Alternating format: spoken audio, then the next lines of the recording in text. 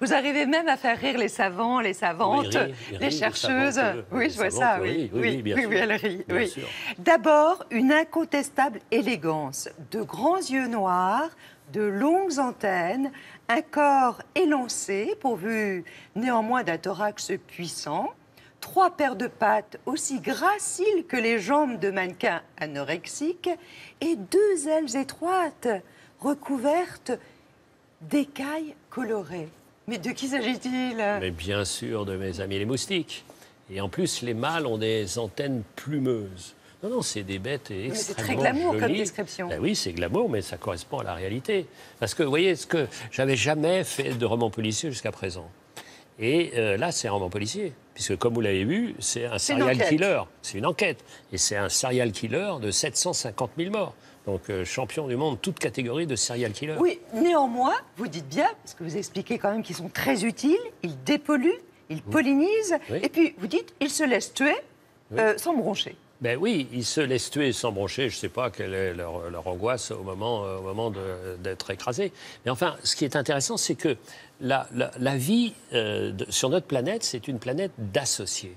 C'est-à-dire, nous sommes en même temps. Donc, quand on détruit une espèce, quand on réduit la biodiversité, on réduit la force de l'association. Voyez, et que cette conception de maîtriser la nature, ça ne marche pas. Parce que, enfin, il est normal, Éric, qu'on ait peur de cet animal. On le craigne. Mais c'est tout à fait normal. Mais on peut tout à fait le contrôler. Si vous mettez des moustiquaires, pour vous protéger des moustiques qui piquent la nuit, et en plus, si vous imprégnez ces moustiquaires de répulsifs, bah, vous craignez rien, parce que les répulsifs, ils ne vont pas s'approcher de la moustiquaire. Ce n'est pas une méthode nouvelle. Hein. Non, mais oui, mais c'est une méthode qui est très souvent méprisée, dédaignée au profit de je ne sais quel médicament. Et quand on la met vraiment en œuvre, on peut diviser par 2 le nombre de morts liés au paludisme, par 2. Donc on arrive de plus de 700 000 jusqu'à 400 000 morts juste pour le paludisme. Donc vous voyez ces mécanismes. Et puis c'est quand même assez intéressant parce que quand vous êtes sous une moustiquaire qui n'est pas imprégnée, bah, le moustique il attend que vous sortiez pour l'épicer et clac, il vous pique. Et plus vous avez des petites incontinences, plus vous avez une prostate qui vous pose des petits problèmes, clac, vous êtes piqué plus souvent. Donc il y a un lien entre une hypertrophie de la prostate et puis... C'est du vécu, ça. Je connais des choses. Alors, vous parlez des moustiques. L'âge, vous savez, l'âge. Vous parlez des moustiques, mais parlons des moustiques, surtout femelles. Alors, il n'y a que les moustiques femelles qui font du bruit, des bzzz, c'est des moustiques femelles parce qu'elles appellent à l'amour, qui leur reprochera. Et puis, les moustiques femelles piquent pourquoi? Parce que ce sont des mères. Et les mères, elles ont besoin des protéines qui sont dans notre sang pour que leurs œufs se développent. Donc, elles piquent pour ça. Donc, elles font ce qu'on appelle des repas de sang. Donc, elles nous piquent de cette manière-là. Donc, elles peuvent nous piquer plusieurs fois. Et ça ne serait pas grave. On aurait de temps en temps des petites rougeurs. Mais simplement, à l'intérieur des moustiques, il y a des parasites, comme le parasite du paludisme, où il y a des virus, comme le virus du Zika, de la dengue, de la chikungunya. Et il y a un mécanisme de la nature formidable, c'est que les moustiques femelles ont 2 pompes. Il y a une pompe pour piquer le sang, puis il y a une pompe qui apporte un anticoagulant pour qu'ils puissent continuer à pomper. Mais l'anticoagulant est aussi intégré à leur salive. Et les parasites ou les virus se sont réfugiés où?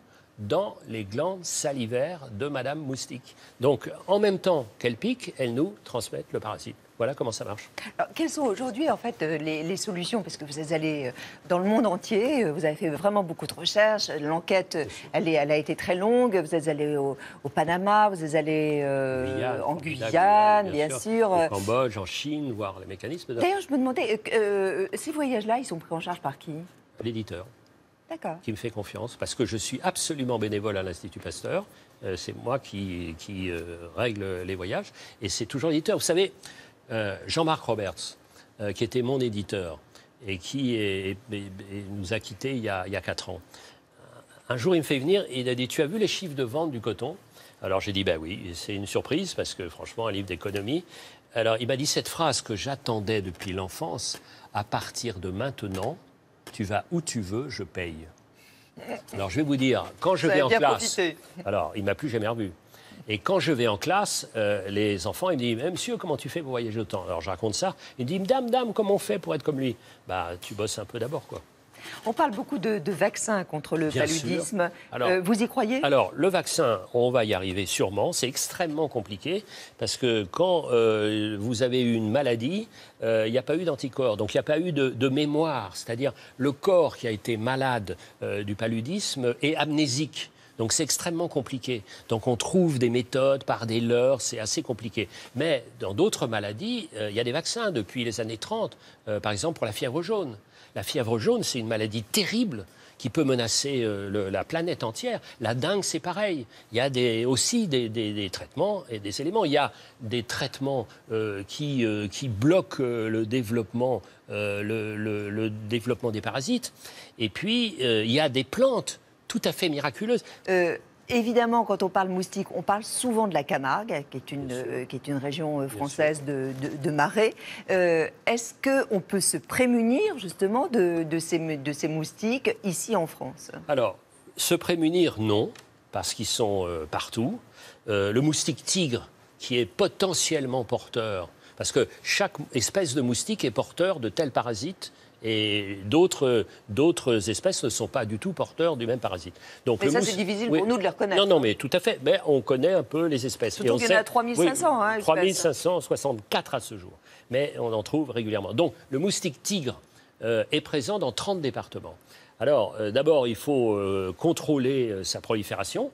C'est-à-dire que quand dans votre jardin, vous avez une piscine qui est mal gérée, mal entretenue, quand vous avez des pots de fleurs avec des petites mares, etc., là, il faut faire très attention. De l'eau qui croupit. De l'eau qui croupit partout. C'est-à-dire, le moustique a une première vie dans l'eau. Donc, si vous supprimez les flaques d'eau croupissantes, à ce moment-là, vous n'aurez plus de moustiques. Donc, mais aussi, on peut donc jouer les moustiquaires. Il y a qu'on appelle une entente interdépartementale sur tout le pourtour de la Méditerranée, qui fait un travail formidable, qui contrôle les moustiques. Ce qui fait qu'il y a des moustiques, mais on peut quand même être là. Et pourquoi il n'y a pas de maladie? Parce que les gens sont traités. Donc, on est gêné par les moustiques en Camargue, par exemple, mais ils ne transmettent plus le paludisme, parce que plus personne n'a le paludisme. Quand un moustique vous pique, il ne va pas en même temps aspirer un parasite qui va vous redonner.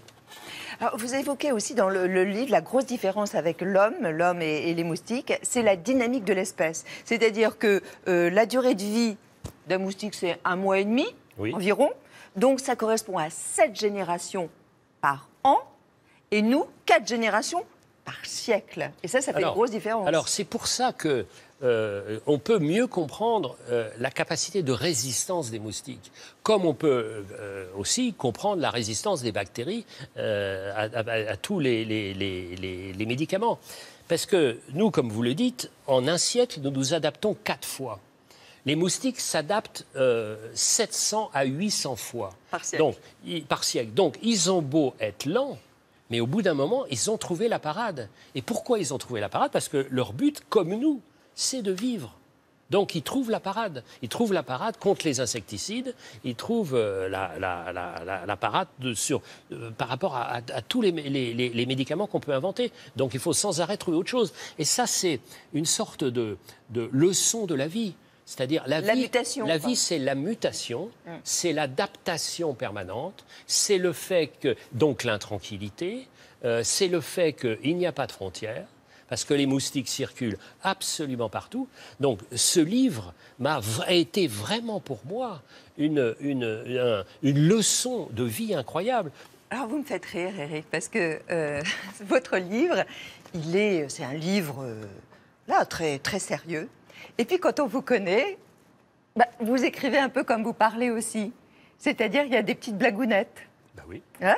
Oui. Il y a des petits jeux de mots. Oui. Voilà. Alors, ça donne... alors, vous parlez aujourd'hui du métro. On ne peut plus fumer dans le métro. Et autrefois, les grillons, en fait, s'alimentaient des mégots dans le métro. Puis alors, vous dites, l'interdiction d'en griller une fut fatale aux grillons. Ben oui. Voilà. Oui, voilà. Après, c'est pas d'un goût formidable, mais on peut s'amuser de temps en temps. Après, vous terminez un chapitre. Nous ne voulons que les avantages, sans les inconvénients. Le beurre, l'argent du beurre, le sourire de la crémière, sans la colère du très jaloux crémier. Voilà. Oui. Et tout ça, mais alors vraiment avec des arguments très scientifiques. C'est normal. Comme par exemple mon co-auteur, Isabelle de Saint-Aubin, elle a des comportements de temps en temps extrêmement bizarres. Donc j'ai essayé de voir pourquoi et comment. Et quand j'ai su que ces 12 premières années étaient dans un pays de moustiques, dans la forêt gabonaise, et qu'elle avait été aspergée de fly-tox et nourrie au biberon à la nivaquine, dont les effets secondaires sont bien connus, j'ai compris pourquoi elle était particulière. Et de plus, c'est elle qui vous accompagne Exact. dans la vie. Et elle m'apprend tellement de choses. Alors, vous qui bougez beaucoup, regardez, c'est une petite épreuve. Là, il y a une valise qui nous arrive avec plein d'objets. Qu'est-ce que vous mettriez dans cette valise? Alors, pour notamment vous protéger du soleil, des moustiques, des risques du voyage. Vous avez compris que... Ah bon? Vous n'en avez pas besoin, je ne comprends pas. Absolument pas. Ça pourrait servir de ventilateur. Bon. Ça, évidemment, oui. Ah, c'est indispensable, ça, le chapeau. Le bracelet, ça ne sert à rien du tout. Ah, dites bien alors aux téléspectateurs. Ça ne sert à rien du tout. Ça les ne répulsifs, pas. Le oui. bracelet Ça, oui. Hein. Ça, oui, ça, oui, ça, oui, ça, là. Ça peut marcher. Ça peut marcher. Ah. La musique, toujours. Ah, d'accord, ça vous prenez. Toujours. Ouais. Les préservatifs, je ne voyage qu'avec la femme que j'aime. Bon. Donc, voilà. Quel manque de fantaisie. Quel manque de fantaisie. Ça n'a pas été toujours le cas dans ma vie. Oh, d'accord. Donc, j'en ai utilisé énormément. Voilà. La musique, bien sûr. Alors, les piles, Bourvil. Il y a du Bourvil, ou c'est notre candidate à l'Eurovision. Ah bah oui. Alors, écoutez, 5 points. Bien sûr. 5 points, les pieds, etc. Alors, je médite pas tellement. Non, mais vous n'en avez pas besoin, justement. Vous êtes serein. Et un appartement à Paris, ça me fait... Oui, alors ça m'amuse beaucoup ce titre, parce que il y avait un titre chez moi d'une dame qui fait du pochoir sur les murs et qui disait « Je cherche la vérité et en plus un appartement ». Donc ça m'amusait bien. Donc ça, c'est bien. La moustiquaire non imprégnée et en imprégnant. Ça, c'est formidable. Ouais. La pantoufle, non, parce que je marche pieds nus, beaucoup. Ah. Et après, l'âge venant, j'aurai un déambulateur, donc ça sera pas. Voilà. Et ça, c'est... Un petit paréo. Un paréo. Un paréo. Un paréo. Non, moi je suis souvent nu, ce qui bouleverse les populations. Je me doute. Et puis là, on est d'accord. Ah, ça vous va formidablement bien. Vous vous rendez compte, là? Mais vous êtes bon pour le téléachat, hein? Mais oui, absolument. Moi, je pense finir Pierre Bellemare. Éric, venez me rejoindre. Avec ou sans lunettes? Peut-être sans lunettes, quand même, oui. Moi, j'aime bien voir vos yeux. Oui. Bon. Vous êtes aussi un marin. C'est vrai que vous avez beaucoup navigué avec Isabelle Autissier, une femme formidable. Qui est ma petite sœur et mon professeur. Et que j'aime tendrement. Vous avez constaté évidemment avec elle la pollution notamment des océans. Et je voudrais que vous regardiez cette petite vidéo. C'est une chercheuse espagnole, ça va vous intéresser, qui a découvert une larve. Ah, oui. Une larve capable de dévorer le plastique, le polyéthylène. Et donc c'est une des matières plastiques qu'on trouve évidemment notamment dans les océans. Regardez ce petit sujet et après vous le commenterez s'il vous plaît. Cette larve pourrait bien changer les choses. Cette espèce parasite que l'on retrouve le plus souvent dans les ruches d'abeilles est une mangeuse de plastique. Ces vers sont capables de s'attaquer à un sac plastique en quelques minutes. Ils le dévorent en un peu moins de 12 heures. Leur plat préféré, le polyéthylène, une matière qui met presque 100 ans pour se dégrader naturellement. Ces chenilles, elles, le digèrent facilement. Un espoir contre les déchets en plastique. Si demain, on veut à un moment donné développer ça pour les plastiques en grande quantité, soit il faut produire beaucoup d'insectes pour digérer le plastique, ce qui n'est pas le plus facile, ou bien c'est de pouvoir à un moment donné développer et produire les enzymes en question pour traiter les plastiques. Chaque année, à travers le monde, plus de 90 millions de tonnes d'emballages en plastique sont jetés dans la nature. 8 millions pour les seuls océans. Donc la nature et le monde animal pourrait venir à la rescousse. Mais bien sûr, des humains. Il se trouve que je suis actionnaire d'une petite société qui s'appelle Carbios, qui détruit le plastique en mobilisant les enzymes. Donc elle découpe les chaînes de polymères en restant comme ça. Et donc on les met dans les films de plastique. Vous savez, ce qu'on étend sur les champs, on les met dans ces films, et au bout de 2-3 mois, quand on a utilisé les films de plastique, à ce moment-là, les enzymes commencent à les bouffer. Exactement le même mécanisme que ces larves. Donc, il y a des réponses dans la vie. Donc, c'est pour ça qu'il faut connaître, c'est pour ça qu'il faut la recherche.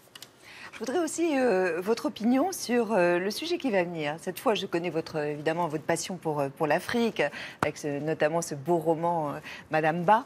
Et puis, vous avez beaucoup écrit aussi sur le Mali.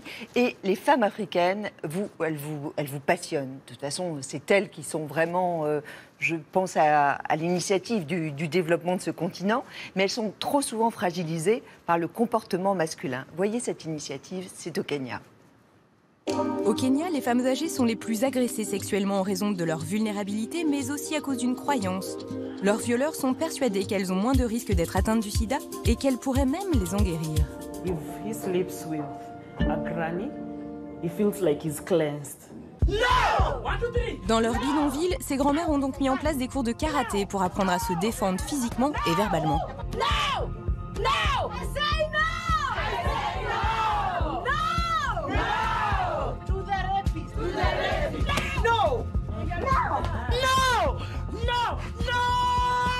Une méthode qui porte ses fruits et qui pourrait bien s'étendre à d'autres régions.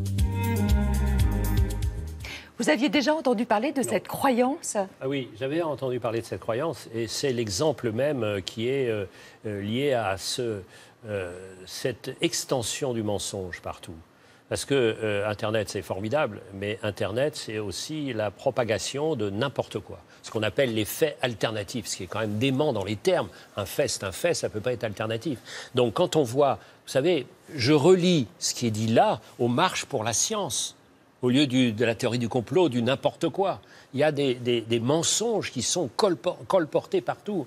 Donc vive la science, vive le savoir. Et notre pays, quand même, le pays des Lumières. Donc notre pays doit redonner à la science, à la recherche, et puis pourfendre les mensonges. Vous savez, la science, hélas, ou tant mieux, c'est pas démocratique. On ne vote pas.